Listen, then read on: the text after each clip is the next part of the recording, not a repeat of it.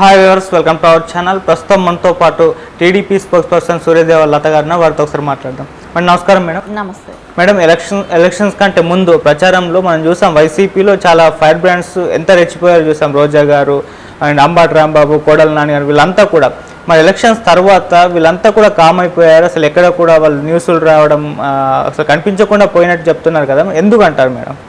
అంటే వాళ్ళకి ఒక క్లారిటీ వచ్చేసింది, ఒక పిక్చర్ క్లారిటీ తెలిసిపోయింది. ఎందుకంటే మనకు ఓట్ పోల్ అయిన విధానం కానివ్వండి, ఇప్పటి వరకు గతంలో ఎక్కడా కూడా ఇంత ఓట్ పోల్ అవ్వలేదు కదా. సో ఇప్పటికీ ఇండియాలోనే అవ్వలేదని అంటున్నారు. సో దాన్ని బట్టి చూస్తే ఖచ్చితంగా పక్క రాష్ట్రాల నుంచే కానివ్వండి, విదేశాల నుంచే కానివ్వండి, అందరూ రావటం, వాళ్ళ ఓటుని సద్వినియోగం చేసుకోవటం జరిగింది. సో దానిలో యువత ఎక్కువ పార్టిసిపేట్ చేయటం జరిగింది. యువత ఖచ్చితంగా అందరూ కూడా డెవలప్ను కోరుకున్నారు.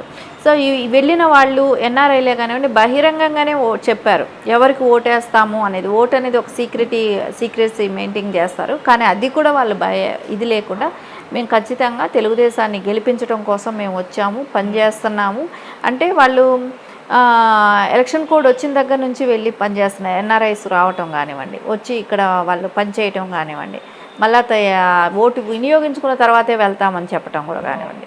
సో వాళ్ళందరూ కూడా ఖచ్చితంగా ఒక పార్టీ కోసం మేము పనిచేస్తున్నాం అనే ఓపెన్గా వాళ్ళ స్టేట్మెంట్లు ఇవ్వటం కూడా జరిగింది. ఇవన్నీ కానీ ఇంకా కొత్తగా వచ్చిన యూత్ కూడా 10 లక్షల ఓట్లు వాళ్ళవి ఓట్ బ్యాంక్ ఉండటమే కానివ్వండి. సో వాళ్ళ ఓట్లన్నీ కూడా యువత అంతా కూడా ఉద్యోగం కోసం, ఉద్యోగ అవకాశాల కోసం, రేపు పొద్దున ఇండస్ట్రీస్ రావచ్చు, ఏదైనా కంపెనీలు రావచ్చు, ఇలాంటివన్నీ ఎవరుంటే వస్తాయి. గత 5 ఏళ్ళు చూశారు, ఎక్కడ ఎలాంటి డెవలప్మెంట్ లేదు, ఒక క్యాపిటల్ సిటీ లేదు ఇప్పటి వరకు కూడా. ఇవన్నీ కూడా వాళ్ళకు ఒక ఆలోచన ఉంది. సో యువత ఖచ్చితంగా చదువుకున్న వాళ్ళు ఈ స్కీముల కన్నా కూడా వాళ్ళకి డెవలప్మెంట్ మీదే ఎక్కువ ఇంట్రెస్ట్ ఉంటుంది.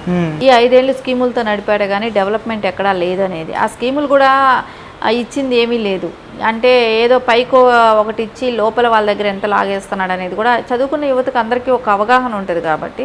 సో పక్క రాష్ట్రాలలో కన్నా కూడా ఈ రాష్ట్రంలో పెట్రోలే కానివ్వండి, అన్ని రేట్లు ఎక్కువ పెరిగిపోయాయి. చెత్తతో సహా డబ్బులు కట్టాల్సి వచ్చింది. విలేజ్ల్లో కూడా చెత్తకి డబ్బులు కట్టమే కానీ ఇవన్నీ చూసే కొద్దికి వాళ్ళకి యువతలో చాలా మార్పు వచ్చింది.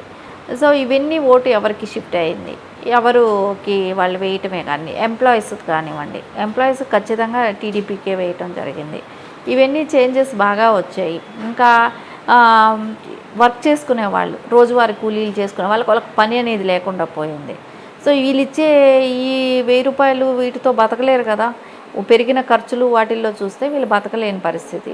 సో వీళ్ళ మూలాన ఖచ్చితంగా వాళ్ళకి పని కావాలి, ఉపాధి అనేది ఉండాలి. సో వాళ్ళు పక్క రాష్ట్రాల మీద వెళ్ళి అక్కడ కూలి పనులు చేసుకొని బతకటం ఎన్ని సంవత్సరాలు చేసుకుంటారు. సొంత ఇల్లు వాకిలు వదులుకొని ఎవరికి వెళ్ళాలన్నా బాధగానే ఉంటుంది. సో వాళ్ళందరూ కూడా ఉపాధి అనుకున్నారు కాబట్టి వీళ్ళ వైఫల్యాలన్నీ తెలుసు కాబట్టి ఖచ్చితంగా టీడీపీ గెలిపిస్తారనేది తెలిసింది. కొంతమంది లిటరల్గా కూడా అన్నారు, రేపు పొద్దున జగన్మోహన్ రెడ్డి గెలిస్తే ఏం చేస్తారు అని అంటే, ఏముంది సూసైడ్ చేసుకొని చచ్చిపోతామన్నారు. అలాంటి మాటలు కూడా విన్నాం.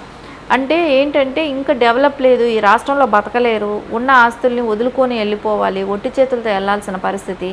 సో మేము బతకడానికి ఛాన్స్ లేనప్పుడు మేము సూసైడ్ చేసుకొని చచ్చిపోవాలా అన్న రీతిగా మాట్లాడారు.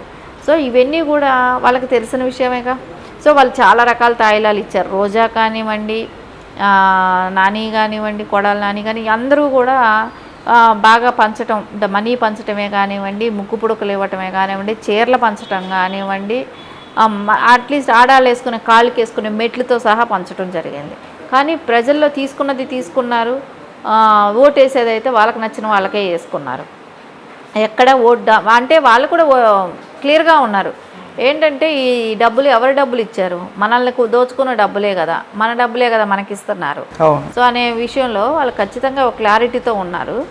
ఆ విధంగా వాళ్ళైతే ఓటు ఎవరికి వేయాలనుకునేది పక్కా క్లారిటీతో ఉండి వేశారు కాబట్టి ఈరోజు వాళ్ళందరూ కూడా నోరు తెరిచి ఏది మాట్లాడలేకపోతున్నారు.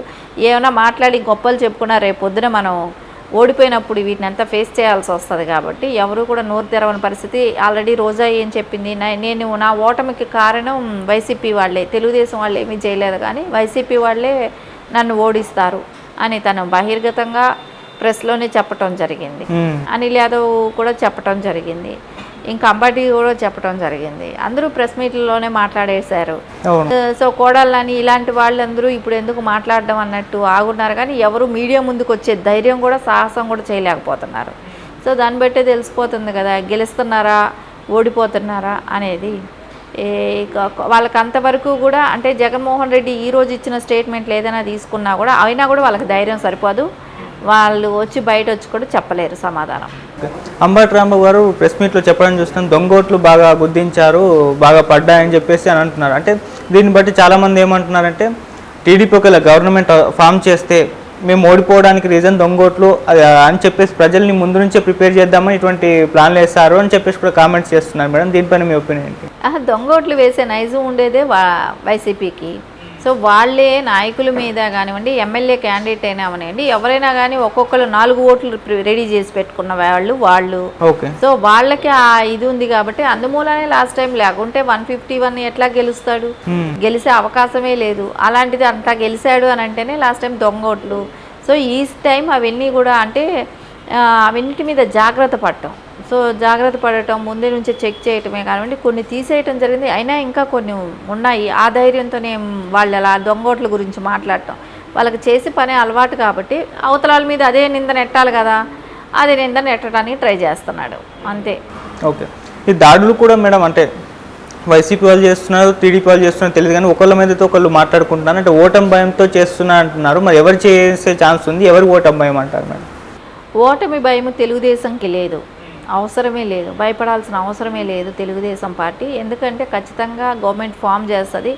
సో తీసుకెళ్లిన స్కీమ్లే కానివ్వండి, నారా చంద్రబాబు నాయుడు గారు అంటేనే స్కీములతోనే అప్పులు తెచ్చి స్కీములు పంచే వ్యక్తి కాదు, డెవలప్ చేసి స్కీములు పంచే వ్యక్తి. సో అందుకని ఖచ్చితంగా నారా చంద్రబాబు నాయుడు గారు ఆయన విజనరీ మీద నమ్మకం ఉన్న ప్రజలకు అందరికీ తెలుసు కాబట్టి ఈయన అప్పులు చేయటం కన్నా వీళ్ళు ఇక్కడ సంపాదన సృష్టించి పంచుతారనేది నమ్మకం అయితే ఉంది. సో దాని మూలనే వాళ్ళ ప్రజలందరికీ తెలుసు కాబట్టి టీడీపీకే పట్టం కట్టారనేది ఆల్రెడీ ఓట్లో నిరూపణ కూడా అయిపోయింది. ఎందుకంటే అంత పర్సంటేజ్ పెరిగిందన్నప్పుడే మనకు అర్థం అవ్వాలి. యువత కూడా ఎందుకు ఆలోచిస్తుంది, వాళ్ళ భవిష్యత్తు కూడా ముందు నెక్స్ట్ ఏంటి, ఇప్పుడు ఒక చదువు అయిపోయింది, ఒక ఇంజనీరింగ్ కంప్లీట్ అయింది, తర్వాత వాళ్ళ ఫ్యూచర్ ఏంటి, సో ఎంతమంది పక్క రాష్ట్రాలకు వెళ్తారు, లేకుంటే ఎంతమంది విదేశాలు వెళ్తారు, ఇవన్నీ కూడా ఆలోచిస్తారు. కాబట్టి ఖచ్చితంగా వాళ్ళకైతే తెలుగుదేశం ఉంటేనే ఇది భవిష్యత్తు ఉంటుంది. కాబట్టి వాళ్ళు తెలుగుదేశం గెలుస్తుంది అనేది అయితే వాళ్ళకి ఒకటి అంటే అందుకోసమే వచ్చి ఓటు హక్కు వినియోగించుకున్న వాళ్ళు కూడా ఉన్నారు. ఎక్కడెక్కడ పక్క రాష్ట్రాల్లో ఉన్నా, చదువుకుంటున్నా, ఉద్యోగాలు చేస్తున్నా, ఫ్యామిలీస్ ఉన్నా అందరూ వెళ్ళి ఓటు హక్కు వినియోగించుకోవటం జరిగింది. కాబట్టి ఖచ్చితంగా తెలుగుదేశం గెలుస్తుంది, వాళ్ళ మూలనే అభివృద్ధి జరుగుతుంది అనే నమ్మకం అయితే ఉంది. ఓకే. ఈ దాడులు కూడా మేడం అంటే వైసీపీ వాళ్ళు చేస్తున్నారు, టీడీపీ వాళ్ళు చేస్తున్నారు తెలియదు, కానీ ఒకళ్ళ మీదతో ఒకళ్ళు మాట్లాడుకుంటున్నారు. అంటే ఓటమి భయంతో చేస్తున్నా అంటున్నారు. మరి ఎవరు చేసే ఛాన్స్ ఉంది? ఎవరు ఓటమి భయం అంటారు మేడం? ఓటమి భయం తెలుగుదేశంకి లేదు, అవసరమే లేదు, భయపడాల్సిన అవసరమే లేదు తెలుగుదేశం పార్టీ. ఎందుకంటే ఖచ్చితంగా గవర్నమెంట్ ఫామ్ చేస్తుంది.